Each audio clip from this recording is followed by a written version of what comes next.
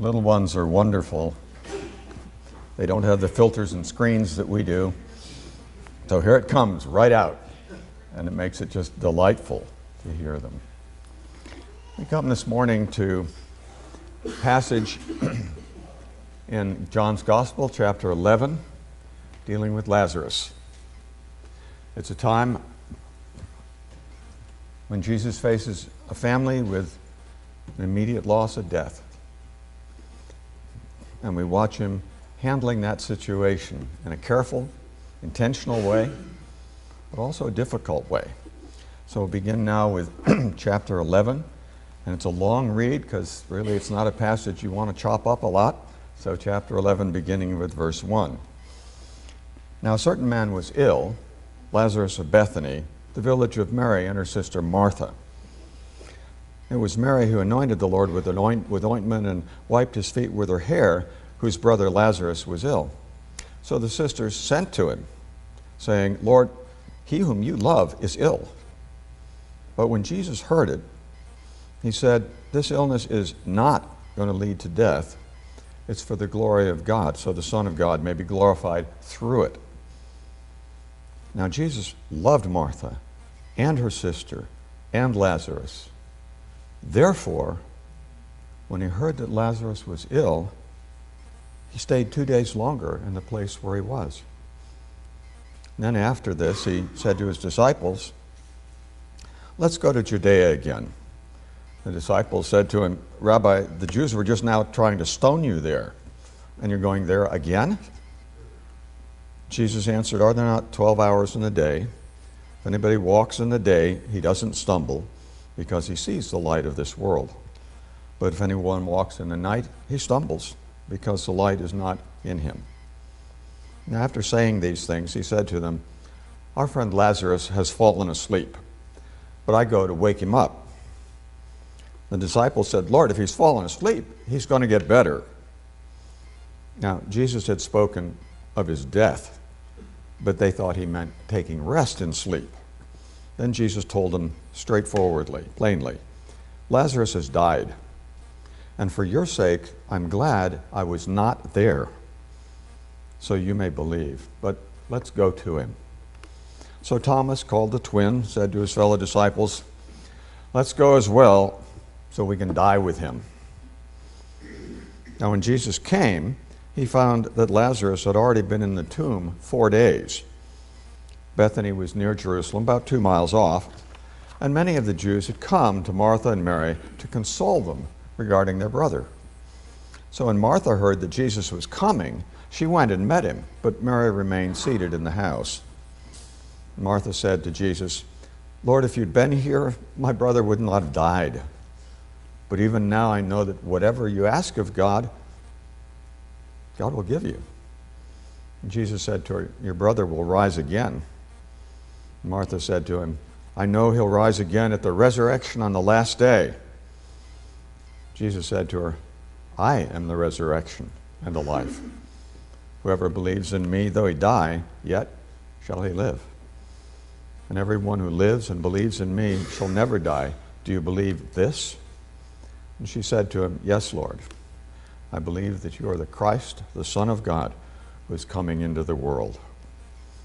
And when she had said this, she went and called her sister Mary, saying in private, the teacher's here, and he's calling for you. When she heard it, she got up quickly and went to him. Now Jesus hadn't yet come into the village, but was still at the place where Martha had met him.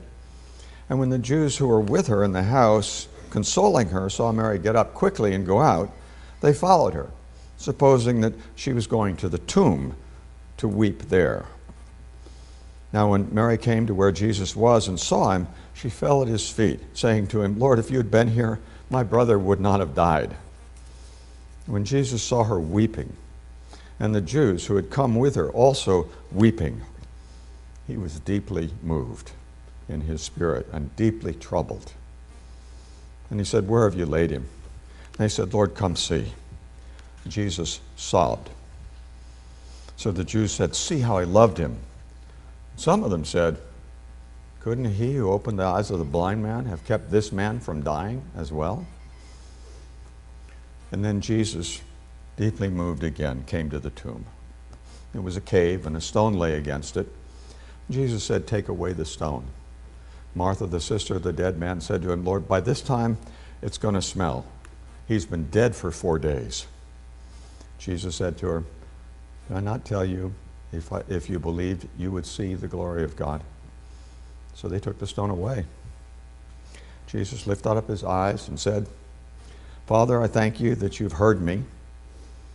I knew that you always hear me, but I said this on account of the people who are standing round, that they may believe you have sent me." When he said these things, he cried out in a loud voice, "Lazarus, come here, come out." And the man who had died came out, his hands and feet bound with linen strips, his face wrapped with a cloth. Jesus said to them, "Unbind him and let him go." Many of the Jews, therefore, who had come with Mary and had seen what he did, believed in him. But some went to the Pharisees and told them what Jesus had done. A difficult passage in many ways. I want to think today not only about what Jesus did here, but also when Jesus doesn't do what we so much want. And there's an interplay of that all the way through this. The interplay of the longing of his people and the plan that he has, the way he's going to walk forward. We'll walk down a little through the passage and then think about what the scripture says, especially about some of those times when God just does not do what we so much want. Well, we're introduced here to Lazarus from Bethany, that's a village just outside of Jerusalem. We're learning about his family that knew Jesus. Mary had anointed him and wiped his feet. And Lazarus is sick. So they send a message. Bethany's up on a hill near Jerusalem, and John is told that just before this, that Jesus went down to Jericho, down into the valley, and the other side of the Jordan, out of the jurisdiction of Judea, where they were trying to kill him. So he's out where John had been baptizing. It's a day or so's walk if you're moving right along. So the messenger comes, and when he gets there, he says, "Lord, the one that you love is ill." So we learn something about Jesus' attitude toward Lazarus. It's well enough known that the messenger says, "The one that you love is sick." I'm sure we've all had messages about some sort of a crisis, perhaps about somebody who's sick, and it galvanizes us and we move. Jesus says the illness is not going to lead to death. It's for the glory of God, so the Son of God can be glorified through it. And then John very carefully says to us, now Jesus loved Martha and her sister and Lazarus. Therefore, when he heard Lazarus was ill, he stayed 2 days longer where he was. What? John is very, very careful here to tell us how much Jesus cares for these people. And they care for him. And then he has this amazing, therefore, he sat still for 2 days. Hey, he's sick. He's really ill. Come help him. And Jesus sat still for 2 days.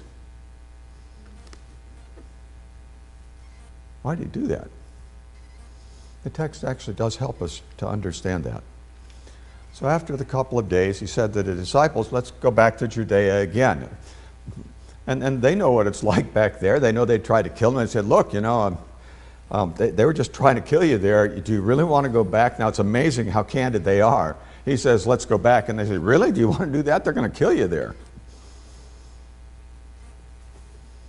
And then Jesus responds on, there are 12 hours in the day.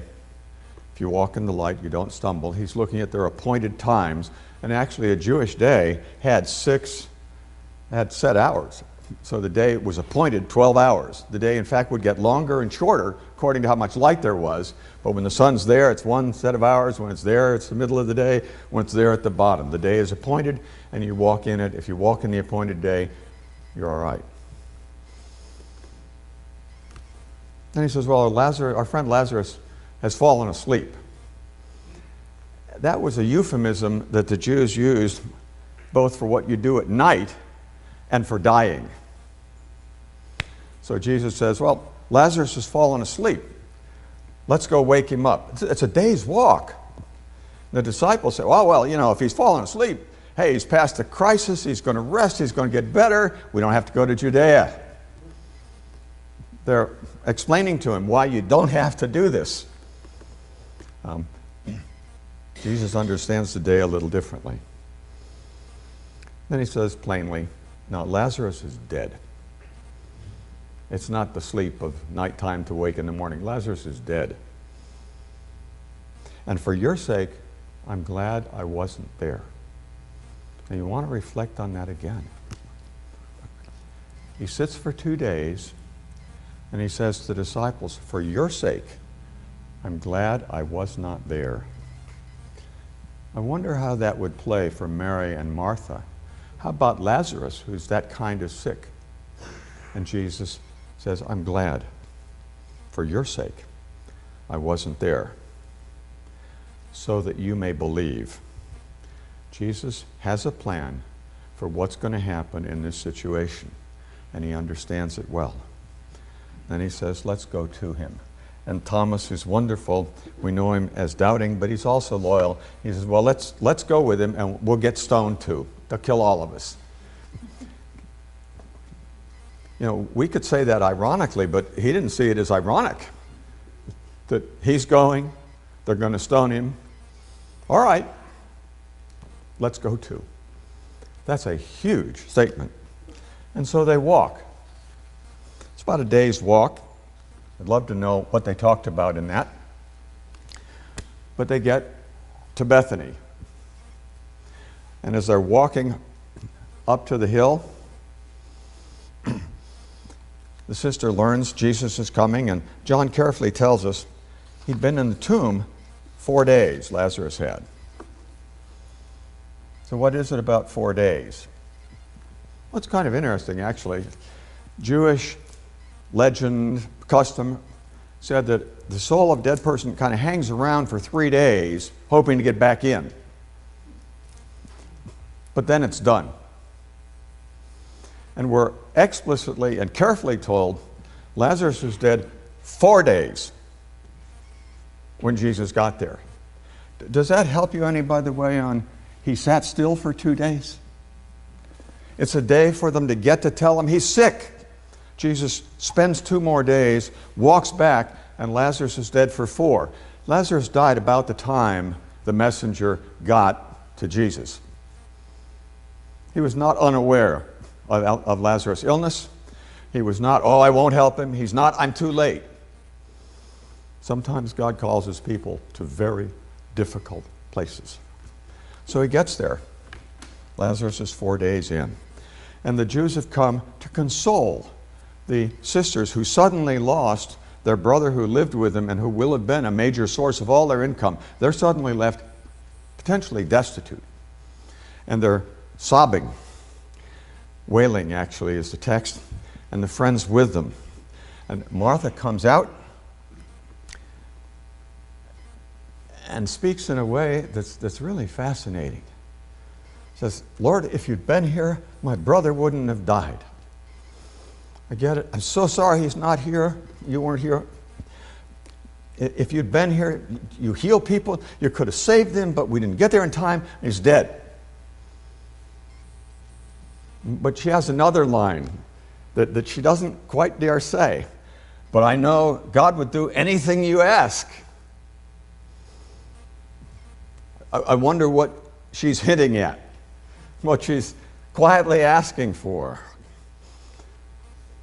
Jesus says, your brother will rise again. And she comes back with a statement of faith. I know he'll rise again in the resurrection at the last day. So they've sent to Jesus in response to their urgent, terrible situation. He's come, and it's too late. Lazarus is 4 days in the grave. But they're still focused on, we'd really like him back. Yeah, you could get him back. But Jesus is not simply here doing a miracle at the longing of these people. His miracles are often, in fact always, demonstrations of the arriving of the kingdom, making a point about the kingdom. And Jesus has chosen to wait these 4 days. Here he comes. And then with the sister, he now picks up, he'll rise again. And boy, you know it. Yeah, I'm up for that. But she comes back, oh, in the last day. Now that's right. But Jesus is wanting to draw her attention to bring forth, he is the one who raises the dead. From the point of view of the Jewish people, God gives life, God takes life, God is going to raise the dead. It's God who does that. And so she confesses her faith. I know he'll rise again on the last day. And then Jesus says something to her that is just stunning. You remember in John's Gospel, you have a number of places where he says, I am this and that. I am is, of course, the words that God used to identify himself to Moses. And when Jesus does that, he's often alluding to or speaking to the fact that he is God. And so he says to her, she said, oh, he'll rise in the last day. He says, no, I am the resurrection and the life. He is pulling her in the midst of this terrible place to understand who he is and to respond to that. And then he goes on to talk about what it would mean to receive him as the resurrection and the life. Whoever believes in me, though he die, yet shall he live. And everyone who lives and believes in me shall never die. Do you believe this? So he's now pulling her forward to think about death and resurrection, about continuing life. He's laying this out, and the church for generations has looked at it and reflected on, as so often happens in John's Gospel, reflected on the sayings of Jesus that have an immediate visible stance and then a theological truth that's deeper under it. He's not just talking about, oh gee, there'll be a resurrection in a random sense, that those who believe in me will never die. They will continue in life. Do you believe that? And now he's brought her to a point where she makes a confession that would get her in really, really deep water with almost all of her neighbors. Yes, Lord, I believe that you are the Christ, the Son of God, who's coming into the world. He has taken this terrible place and walked her forward from loss of her brother to a confession of the one who gives life. The death of Lazarus, which won't be the end, is bringing glory to the Christ. And then we go, and I can't spend as long as we might in the next section, which is also just a wonderful passage. So Martha goes, apparently Jesus sent her, but goes to the sister and says, hey, the teacher's asking for you. Notice the teacher. Jewish rabbis didn't teach women. Jesus did. The teacher's here and he's calling for you. When she heard it, she got up and she ran out. And her friends who were with her followed her, thinking she was going to go to the grave. And I'm sure many of you have gone to a grave to look at it and even to talk to the person who's in it. It's a connection with a loss. And they assume that's what she's doing. And when they come, they're weeping. And the Greek word here describes wailing, describes the outcry of sadness. Just keening, if you like. They're wailing about this terrible loss. So Mary gets to him, falls at his feet, and says what her sister had said in part, Lord, if you'd been here, my brother wouldn't have died. She doesn't actually ask for his resurrection, but it's probably in the back of her mind. And Jesus saw her weeping, and the Jews would come with her weeping, that's wailing, and he was in anguish, is as good a translation as any for that word. He was deeply moved and deeply troubled. And this is really worth reflecting on. Have you ever been in the presence of somebody who's just in overwhelming grief, and you often feel it, and you cry too? We literally have mirror neurons that pick up the other's emotion state, mirror it, and then we can choose against it or go with it. But they're crying, I would have been tempted, I suspect, to tell him, hang on, I'm going to raise him in 15 minutes. But Jesus is not dismissing the experience his people are called to. They are wailing in loss. And he is moved inside, looking at this terrible pain. And he doesn't like what death has done to people he loves. It matters to him. He's not making our life a play. It's for real. And the emotions are strong. And he doesn't chide them for it. It reaches right into the center of him. And he says, where have you laid him? And they said, well, come and see. And the text says, Jesus sobbed. Not wailed as they, the terrible loss, but something way from the center on the sadness of what's happened. He sobbed at the death and the damage and the hurt. Jesus is not unaware of our pain.